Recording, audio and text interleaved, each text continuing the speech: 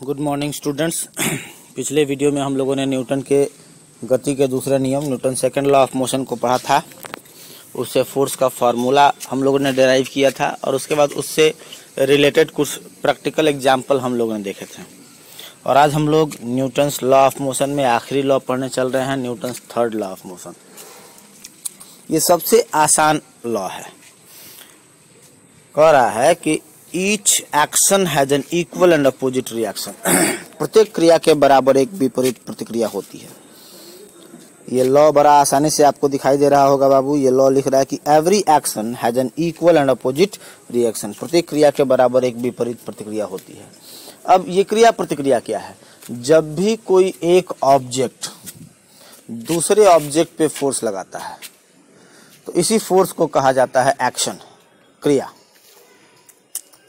और उसके कारण जब किसी ऑब्जेक्ट पर एक्शन लगता है उसके कारण दूसरा ऑब्जेक्ट भी उस पर फोर्स लगाता है, जिसको हम लोग कहते हैं रिएक्शन प्रतिक्रिया। मतलब अगर दो ऑब्जेक्ट एक दूसरे के कांटेक्ट में हैं तो एक ऑब्जेक्ट दूसरे पे फोर्स लगाएगा जिसको क्रिया कहेंगे, एक्शन कहेंगे, और दूसरा ऑब्जेक्ट पहले पे फोर्स लगाएगा जिसको प्रतिक्रिया कहेंगे, रिएक्शन कहेंगे। और न्यूटन ने अपने थर्ड लॉ में बताया कि ये एक्शन और रिएक्शन जो होते हैं वो इक्वल एंड अपोजिट होते हैं। ये एक्शन एंड रिएक्शन जो होते हैं वो इक्वल एंड अपोजिट होते हैं। ठीक है, आइए हम न्यूटन्स लॉ ऑफ मोशन पे, Newton's third law of motion के कुछ एग्जांपल्स देखते हैं। आइए बाबू, ये आपके सामने एक दिखाई दे रहा है स्प्रिंग। दो स्प्रिंग बैलेंसों को फंसा कर रखा गया है।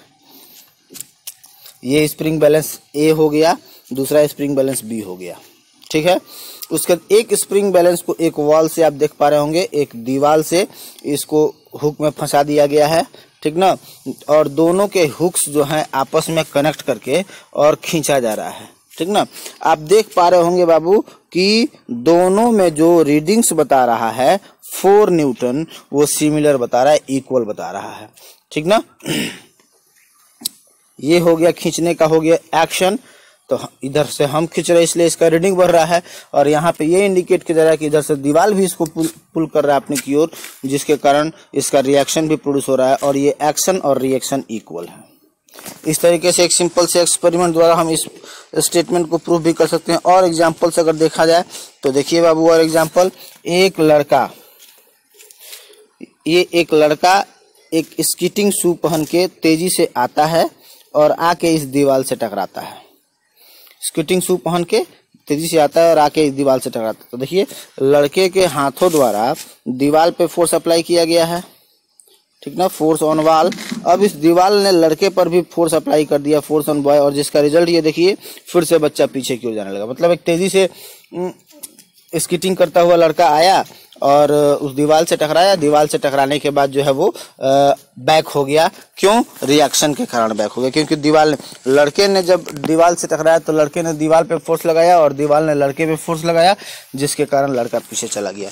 ये हो गया रिएक्शन का एग्जाम्पल। और अगर एग्जाम्पल देखना हो तो रिकॉइलिंग ऑफ गन। ये एक बंदूक है, बंदूक से गोली फायर की गई, ये गोली बाहर निकल गई, फोर्स ऑन बुलेट, जिसको एक्शन कहेंगे। तो ये एक्शन हो गया, बुलेट पे लगा तो रिएक्शन लगेगा गन पे पीछे की ओर, जिसके कारण बंदूक पीछे की ओर झटका देती है, जिसको हम लोग रिकॉइलिंग ऑफ गन कहते हैं। और एग्जांपल से अगर देखा जाए तो यहाँ देखिए बाबू, एक बच्चा एक बोट पे खड़ा है और बोट पर से किनारे की ओर जंप करता है। तो उसके जो पैर हैं वो उस बोट को पीछे की ओर पुश कर रहे हैं। This is force on boat, जिसका डायरेक्शन पीछे की ओर है, जिसको एक्शन कहा गया। और इसका रिएक्शन लगा लड़के पर, फोर्स ऑन मैन, आगे की ओर। तो इस तरीके से एक्शन का रिएक्शन लगा, जिसके कारण यह आगे बढ़ गया। ठीक इसी तरीके से हम लोग जब वॉकिंग करते हैं, चलते हैं, तो हम अपने पैरों से जमीन को पीछे की ओर धक्का देते हैं, दिस इज एन एक्शन, और जमीन हम पर आगे की ओर धक्का देती है, दिस इज एन रिएक्शन। ठीक उसी तरीके से जब हम लोग तैरते हैं पानी में तो हम लोग अपने हाथों से पानी को पीछे की ओर खींचते हैं, दिस इज एन एक्शन, और पानी हमको आगे की ओर पुश करती है, दिस इज एन रिएक्शन। और एग्जाम्पल से अगर देखे जाए बाबू तो बलून, यहाँ देखिए इस एग्जाम्पल में क्या है। इस एग्जाम्पल में आप देखिएगा बाबू, एक बलून में हवा भरा हुआ है और उसके मुंह को बिना बांधे हमने छोड़ दिया तो क्या देखा? तेजी से एयर नीचे निकल रहा है, दिस इज एन एक्शन। और जितनी ही तेजी से एयर नीचे निकल रहा है उतनी तेजी से बैलून भी ऊपर उठने लगता है, दिस इज अ रिएक्शन।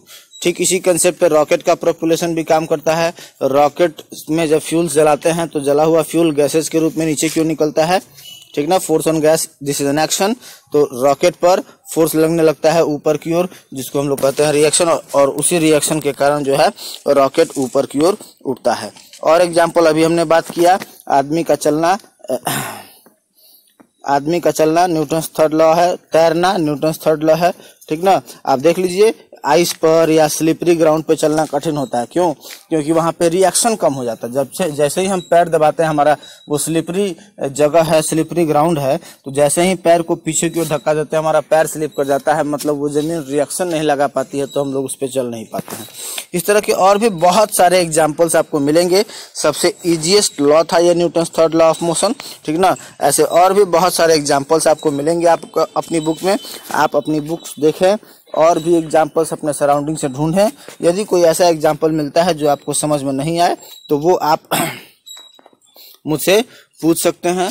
और उसके बाद हम लोग अगले वीडियो में देखेंगे कंजर्वेशन ऑफ मोमेंटम, जो कि इस चैप्टर का आखिरी टॉपिक